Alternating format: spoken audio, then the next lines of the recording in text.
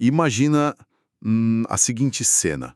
Um feiticeiro, numa aldeia antiga, desenha um sol gigantesco na terra batida, no meio de uma tempestade, na tentativa desesperada de salvar a colheita.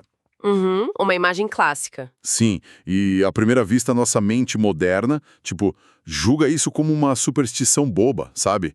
Um pensamento de um passado muito distante. Com certeza, a gente acha que é só ignorância. Exato. Mas, e se a lógica por trás desse desenho no chão for, na sua essência, a mesmíssima lógica que a gente usa hoje quando tenta programar um algoritmo de um aplicativo de clima? Nossa, essa é uma premissa muito provocadora. Né? Porque o que a gente vai investigar nesse nosso mergulho aprofundado de hoje é justamente isso. Como a gente acredita, piamente, que deixou o pensamento mágico para trás, quando, na verdade, a gente apenas mudou a estética de como a gente tenta hackear a realidade. Eu estou muito animado para essa análise. E faz todo sentido estar animado, viu? Porque a gente olha para os nossos smartphones, para, sei lá, engenharia aeroespacial, e a gente simplesmente declara vitória sobre o misticismo. Como se a gente fosse superior, né? Exatamente. Só que a necessidade humana de criar categorias invisíveis, de seguir certos passos repetitivos e fabricar símbolos para manter um grupo unido, isso continua operando em segundo plano. O tempo todo. Rodando solto na nossa cabeça. É bem isso. É como se a civilização moderna rodasse num sistema operacional muito antigo, sabe? E a gente nem percebe. Caramba, gostei dessa imagem do sistema operacional. E para acessar o código-fonte desse sistema hoje, a gente vai usar um material incrível. A gente vai mergulhar num ensaio acadêmico do pesquisador Marcelo Barbosa Duarte. É um texto brilhante, diga-se de passagem. Muito. O que ele fez foi, basicamente, sintetizar as ideias dos maiores titãs da história da antropologia. A gente está falando aqui de pesos pesados, tipo James Frazer, Emil Durkheim, Henri Hibbert, Marcel Mauss, Arnold van Gennep e o Claude Lévi-Strauss. Uma verdadeira constelação de pensadores, né? Pessoas que dedicaram a vida inteira para decifrar a estrutura básica das sociedades. E um aviso importante para quem está acompanhando a gente, o nosso foco aqui não é debater se a magia funciona fisicamente. Não, de jeito nenhum. Ou se uma religião X é teologicamente mais correta que a Y. A nossa lente hoje é puramente funcional. A grande missão é entender por que a mente humana precisa tão desesperadamente dessas estruturas tipo sacrifícios, ritos, tabus, para não despencar no caos social. Perfeito. E para entender isso, a gente tem que começar pela grande ilusão humana, que é a tentativa de domar o universo com as próprias mãos. O ensaio traz a visão do James Frazer sobre essa evolução. Ah, o Frazer. E a linha do tempo que ele propõe é meio que um choque, né? Porque ele argumenta que a magia veio muito antes da religião. Sim, muita gente acha o contrário, mas para ele o ser humano primitivo era um experimentador. Antes de, criar deuses complexos no céu, o homem tentava intervir na natureza diretamente. Na marra mesmo. Isso. E o Frazer divide essa tentativa de intervenção mágica em duas mecânicas principais. A primeira é o que ele chama de magia homeopática, que funciona pela lei da semelhança. Que é tipo aquele negócio de o semelhante afeta o semelhante, certo? Exato. É o seu exemplo da abertura, do feiticeiro desenhando o sol. A lógica dele é que a representação visual do sol deveria causar o sol real no céu. E aí tem a segunda engrenagem operando junto com essa, que é a magia contagiosa, né? Que se baseia na lei do contato. A ideia de que as coisas que estiveram em contato físico com uma pessoa continuam ligadas a ela para sempre. Mesmo a quilômetros de distância? Sim. E é por isso que, um pedaço de unha ou um fio de cabelo num boneco voodoo afetaria a pessoa. O que eu acho muito engraçado porque isso explica perfeitamente o comportamento de fã hoje em dia. Como assim de fã? Ah, pensa bem. Por que as pessoas pagam fortunas numa camisa suada de um jogador de futebol? Ou, sei lá, guardam uma palheta de um guitarrista como se fosse um artefato de poder inestimável. É a mesmíssima lógica, sabe? A essência da pessoa ainda está ali naquilo. Nossa, sim, é a mesma resposta psicológica, só que com uma nova roupagem pop. O que o Frazer destaca é que a magia era vista como uma técnica altamente objetiva, sabe? Bem mecanicista. quase uma engenharia. Total! O mago não era um místico sonhador, ele era um especialista técnico executando uma receita. Se ele fizesse o passo A, B e C, o resultado D tinha que acontecer obrigatoriamente. Ele não estava pedindo um favor para a natureza. Ele estava coagindo a natureza. O que faz a religião, na visão do Fraser, parecer meio que um plano B, né? Um plano B, exato. É tipo, se a magia, com essas regras de causa e efeito, fosse um algoritmo primitivo, um código que os humanos digitavam para forçar o universo a obedecer, a religião surge quando isso dá errado. Quando o código dá erro repetidas vezes. Exatamente. O humano percebe que não tem poder sobre a morte, sobre a chuva forte, então ele muda a estratégia. Ele para de tentar hackear o universo sozinho e manda um e-mail para o suporte técnico divino. Eu adoro essa sua analogia do suporte técnico. Não. Ele manda reza e fica esperando que entidades mais poderosas resolvam um problema, caso elas estejam afim. Ilustra super bem essa transferência de agência que o Fraser descreve. Na magia, a agência é sua, humana. Na religião, a agência de um Deus é subjetiva e depende da vontade dele. Mas, e sempre tem um mas na antropologia, essa visão não agradou todo mundo, né? Nem um pouco. Essa ideia evolucionista, a magia primeiro, religião depois, não é consenso. Aí entra o Émile Durkheim no ensaio e vira a mesa completamente. Durkheim é porrada. Total. Para ele, a religião não precisa de deuses para nascer e, acima de tudo, ela não é de jeito nenhum uma tentativa frustrada de explicar como funciona a chuva ou o clima. Então, de onde ela vem? Na visão dele? Durkheim diz que a religião nasce a própria raiz da nossa experiência de viver em grupo. Ele foca no totemismo, que seria a forma mais embrionária de crença, presente nas sociedades mais simples de solidariedade mecânica. Peraí, pausa rápida. Solidariedade mecânica? Como assim? As pessoas viviam como engrenagens literais de uma máquina, isso? Não de forma literal, mas a imagem da máquina é ótima para entender. Durkheim usa esse termo para descrever sociedades pequenas, tradicionais, onde as pessoas são unidas justamente porque são muito parecidas umas com as outras. Ah, entendi. Todo mundo faz as mesmas coisas. Isso. Elas caçam juntas, plantam juntas, têm as mesmas experiências diárias. Então elas têm uma visão de mundo quase idêntica. A consciência coletiva é fortíssima. É o oposto da nossa sociedade hoje, que tem uma solidariedade orgânica. Porque hoje cada um faz uma coisa super específica, né? Exato. Hoje a gente depende um do outro porque somos muito diferentes. O padeiro precisa do engenheiro, que precisa do médico, mas nas sociedades tradicionais, o totemismo surge não para controlar o tempo, mas para criar um espelho da própria sociedade. Um espelho. Sim. O totem, que pode ser um animal, uma planta, enfim, não é adorado porque ele é magicamente poderoso na floresta. Ele é adorado porque ele representa a identidade daquele grupo. Entendi. Então a religião, sob a ótica do Durkheim, é basicamente a sociedade cultuando a si mesma. Perfeito. É o que a gente chama na sociologia de fato social. A função principal dela é fabricar moralidade, manter todo mundo coeso. E para fazer isso, a religião cria um mecanismo muito genial. Que é a divisão entre o sagrado e o profano, né? O texto bate muito nessa tecla. Bate, porque é a fronteira mais definitiva da experiência humana. Tudo no mundo é empurrado para um lado ou para o outro dessa linha imaginária. E o ensaio explica que o sagrado é tudo aquilo que une a comunidade. É protegido, exige respeito, tem rituais super rígidos para você se aproximar, enquanto o profano é a rotina, o banal. O dia a dia normal. E às vezes até o que é considerado impuro, né? A religião é literalmente a força que desenha essa linha na areia. E desenhar essa linha, veja bem, é um ato de pura autopreservação. Aquilo que o grupo sacraliza amarra todo mundo sob as mesmas regras morais.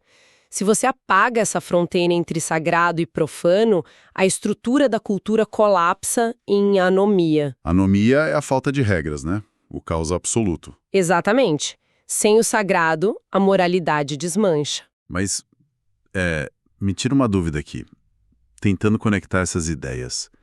Se a proposta do Durkheim é que a religião serve para trazer paz, manter todo mundo unido num imaginário super seguro, Tô acompanhando. por que a gente vê tanta violência no passo seguinte do ensaio? Quando entra a parte do Uber e do Maus sobre os sacrifícios, o negócio fica muito denso. Eles falam de morte, destruição física da vítima, muito sangue. Como é que matar algo traz harmonia social? Essa é a grande tensão e o grande paradoxo do texto. O que o Huber e o Maus demonstram é que essa fronteira entre o profano e o sagrado não é só um risco no chão, é uma zona de altíssima periculosidade. É radioativa quase, né? Sim, ótima palavra. O sagrado tem uma energia brutal que destrói a ordem comum se você encostar nele de qualquer jeito. Então, para mediar o contato entre o ser humano e o sagrado, seja para pedir uma colheita ou espiar uma culpa, você precisa de um transformador de energia. E esse transformador é o sacrifício, a violência controlada. Exatamente. Caramba. E o texto até lista 4 elementos que são obrigatórios para um sacrifício de verdade acontecer. Porque, entregar um cesto de maçãs não é sacrifício na visão deles. Tem que ter destruição. Sim, precisa da morte simbólica ou física. Aí os elementos são o sacrificante, que é a pessoa ou o grupo que está pedindo o favor, o sacerdote, que é meio que o técnico purificado que sabe mexer com o sagrado sem morrer no processo. O especialista técnico, de novo. Isso. Aí tem o objetivo do rito e, finalmente, o sacrifício em si, a vítima, que pode ser um animal ou até um ser humano em algumas culturas. E o motivo dessa violência ser necessária é que ela funciona como um para-raios. A sociedade acumula muita tensão diária, rivalidades, quebra de tabus, inveja. A famosa panela de pressão. Isso. E em vez de deixar que essa tensão exploda numa guerra civil interna de todos contra todos, o grupo canaliza tudo isso para uma vítima específica, num ambiente cirurgicamente preparado para isso. Então, a aniquilação estética e ritual dessa vítima suga o caos para ela. Suga o caos e purifica quem está em volta. A morte daquele elemento restaura a continuidade e a paz do grupo. Nossa, isso é muito profundo. E me lembra muito como essa ideia de morte necessária não ficou presa nos altares do passado. Porque aí o ensaio traz o Arnold van Gennep. Ah, os ritos de passagem. Fantástico. Ele pega esse conceito brutal e traz para a nossa vida, né? Ele percebe que a nossa biografia não flui sozinha. A gente não passa de uma fase para outra naturalmente. Toda grande transição exige uma morte simbólica. Van Gennep foi brilhante nisso. Ele mapeou que a vida em sociedade é uma sequência ininterrupta de mortes e renascimentos. Você pensa no nascimento, na puberdade, num casamento, no luto. Nenhuma cultura trata isso como, o tempo passou, feliz aniversário. Exato, nunca. Toda cultura cria ritos muito rígidos para garantir que a mudança do indivíduo não ameace a ordem do resto do grupo. E ele dividiu isso em 3 etapas bem claras. A primeira é a separação. Que é quando arrancam a pessoa do status antigo dela. Isso, ela é separada fisicamente ou simbolicamente, purificada das marcas da infância, por exemplo. Aí vem a segunda etapa, que o ensaio chama de limiar, ou a margem. E, cara, essa parte é muito doida. O texto descreve como uma zona cinzenta, um estado de suspensão que é super perigoso. É o momento em que a pessoa não é mais quem era e ainda não é quem vai ser. É literalmente a sala de espera da identidade. Pensa num adolescente que acabou de terminar a escola e não entrou na faculdade ainda. Ou alguém no meio de um divórcio assinando a papelada. A sociedade não sabe lidar com quem está nesse não lugar. Nossa sociedade lida muito mal com a liminaridade. Nos rituais tradicionais, essa fase envolvia ir para o mato, passar fome, ser marcado no corpo, suportar provas extremas. O isolamento total. Porque é na margem, nesse espaço sem regras, que a verdadeira transformação psicológica e social acontece. E aí, finalmente, chegamos na terceira etapa, a integração ou agregação, que é quando a pessoa volta para a tribo, mas agora ela tem um novo rótulo. Sim, novos deveres, uma nova identidade que a sociedade agora enxerga como permanente. O ritual forçou todo mundo a aceitar essa nova versão. Mas aí me bate uma dúvida gigantesca. Se esses ritos conseguem apagar quem a gente era e instalar uma identidade nova, de onde vem tanta força? Como que um teatro de símbolos consegue reescrever a cabeça de alguém tão fundo assim? Essa é a pergunta de $1 milhão, e o Claude Lévi-Strauss nos dá uma resposta fenomenal contando a história de Quesalid. A história do Quesalid era absurda. Ela é um dos melhores exemplos dessa antropologia toda. Quer contar pra gente? Claro. O Quesalid era um indígena de uma tribo lá da América do Norte, os Kwakiutl. E ele era tipo um cético nato. Ele achava que os xamãs e curandeiros locais eram todos charlatãs mentirosos. E ele não estava totalmente errado, né? Não tava. Então ele resolve aprender os segredos dos feiticeiros só para poder desmascarar os caras. Ele entra pro grupo e aprende os truques. Ele aprende, sei lá, a esconder pena dentro da boca, a morder a própria língua para sangrar no momento certo, e aí cuspir fingindo que arrancou a doença do paciente. E aí acontece a ironia suprema da antropologia estrutural. Exatamente, porque ele começa a testar o truque nas pessoas achando que não ia dar em nada e os doentes começam a melhorar de verdade. Ele vira o curandeiro mais poderoso e respeitado de toda a região. O feitiço virou contra o feiticeiro, mas num sentido positivo. Total. E o ensaio usa isso para provar um ponto que explode a mente. Não importava que o Quesalid sabia que era um truque teatral. Não importava a biologia da doença. O que curava era o consenso esmagador de todo o grupo. É o que o Lévi-Strauss chama de eficácia simbólica. A eficácia não depende de uma realidade material, física.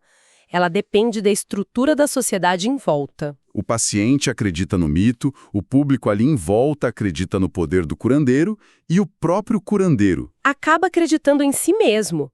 O Quesalid foi engolido pelo sistema que ele queria destruir. Ele passou a acreditar que a técnica dele, mesmo sendo um truque de sangue e pena, tinha um poder real porque trazia os resultados sociais que a tribo esperava. O consenso fabrica a realidade material. Ponto. Exato.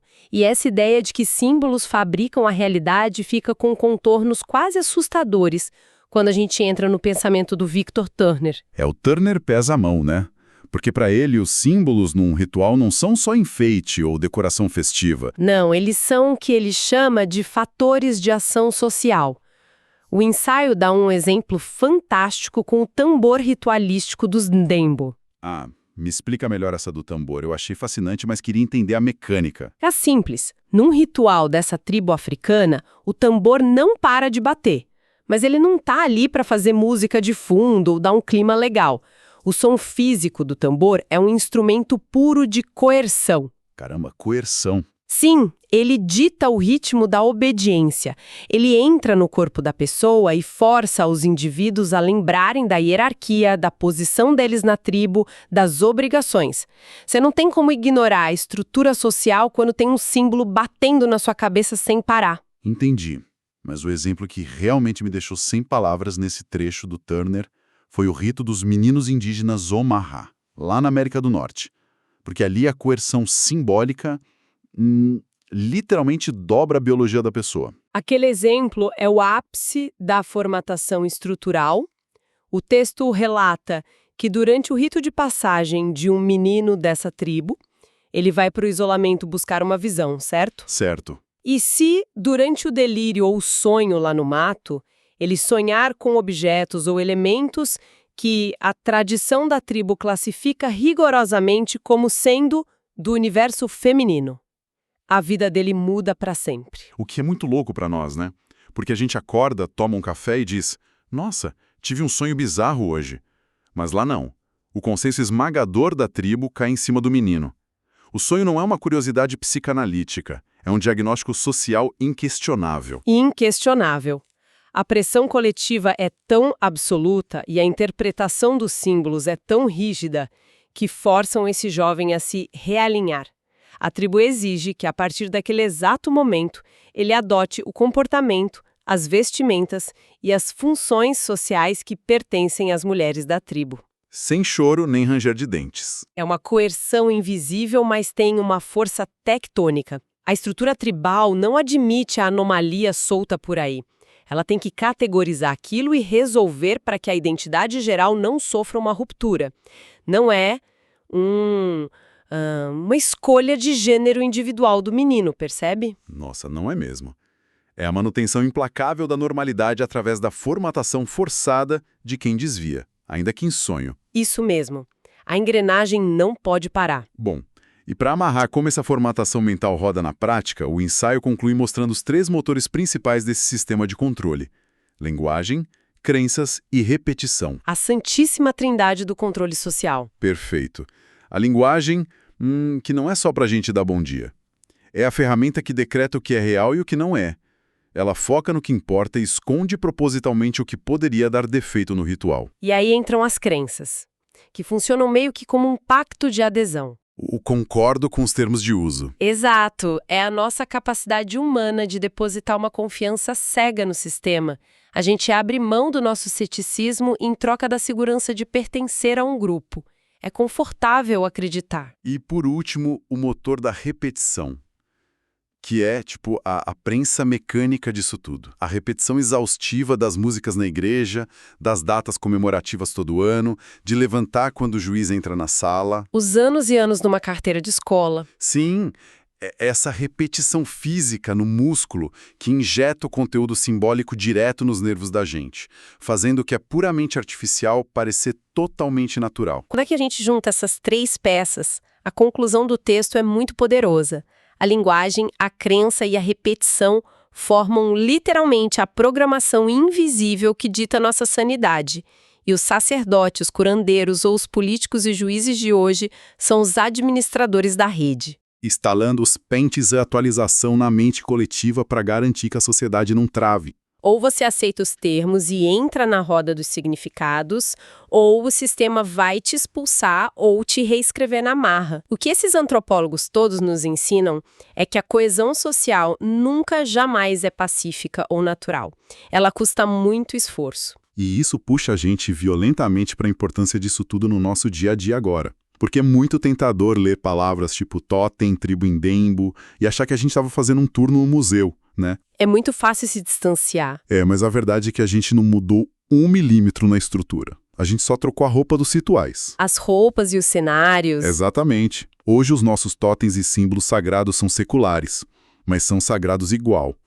A gravata apertada do executivo num calor de 40 graus, a maçãzinha mordida impressa no celular caríssimo, o diploma pendurado na parede, a contagem de curtidas numa rede social, a nossa precisão doentia para separar o que a gente valoriza, nosso novo sagrado, do que é banal e profano, continua sendo exatamente igual a de quem desenhava o sol na terra batida. A gente continua precisando do consenso para existir. E isso, na verdade, me leva a uma provocação final. Uma coisa para quem está ouvindo pensar depois, que vai um pouco além das páginas do ensaio. Opa, adoro. Manda a provocação. Se a antropologia mostra que a nossa identidade, o nosso lugar no mundo e até a nossa sanidade dependem quase 100% de ritos compartilhados, dessa linguagem comum e do peso do consenso, o que acontece com a cabeça do ser humano no mundo absurdamente fragmentado de hoje? Nossa. Pensa bem, a gente vive uma época em que os ritos de passagem sumiram ou estão super diluídos. Os espaços de transição não são mais claros e, mais do que tudo, a gente quase não consegue mais concordar sobre o que de fato é sagrado. Cada bolha da internet tem seu próprio totem, né? Exato. E quando o sistema operacional perde o código básico de unidade, quando a coerção coletiva perde o foco, o que sobra para manter as pessoas juntas e sãs? Caramba, isso dá um calafrio na espinha. E é uma daquelas perguntas que ficam ressoando na cabeça horas depois do nosso bate-papo acabar. Fica muito evidente que as regras invisíveis, a magia de contágio moderna e as fronteiras do nosso sagrado continuam governando as nossas vidas sem pena. A gente só precisa aprender a enxergar elas. As senhas para decifrar os nossos próprios feitiços. Queria deixar aqui um imenso agradecimento a quem acompanhou a nossa análise até agora. Muito obrigada, pessoal. Continuem prestando muita atenção nos pequenos ritos ao redor de vocês e até a próxima exploração. Tchau, tchau.